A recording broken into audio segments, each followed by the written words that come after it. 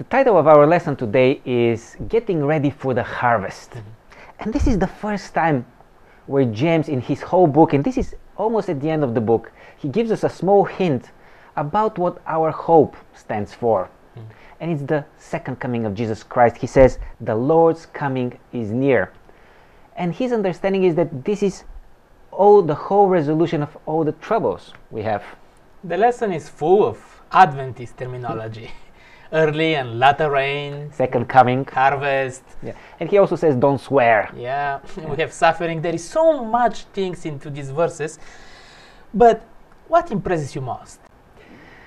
James is concerned about our preparation for the harvest. And his answer is patience. He says, dear brothers and sisters, be patient. But he sees two meanings in this word patient. The first time he says be patient, it's wait. Wait for it. Don't rush it. And what does he mean here? Like if we go back in the previous lesson, James is talking about the rich people, this injustice, this oppression that we experience in this life. And what do you do? How do you respond to this, to the reality of this life? And his answer is wait until, and this is the key word, until the Lord comes back. Like a farmer, he gives an example, waits until the crops and the harvest comes. This is how we can wait.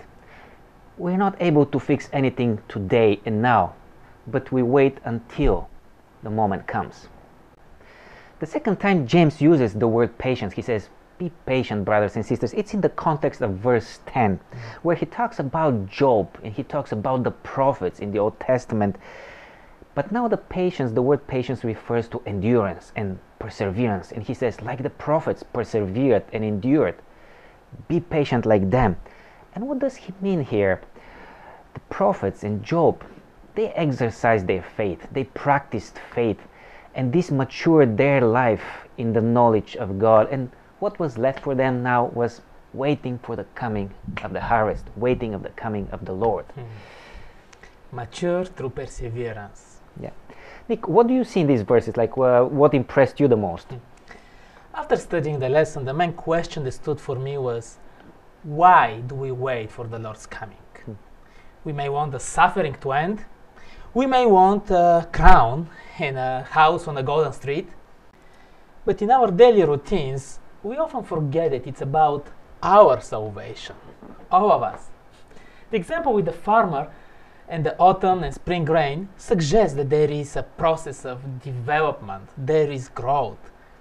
And we know this in theory, but when we're under pressure, when we're overburdened with our own issues, and when there is suffering, the focus is shifting, and as James is saying, we do grumble against each other. When we have problems, we tend to downsize the world to us. It's difficult to look at the bigger picture, a better cause, or to be happy for someone else when we're in trouble.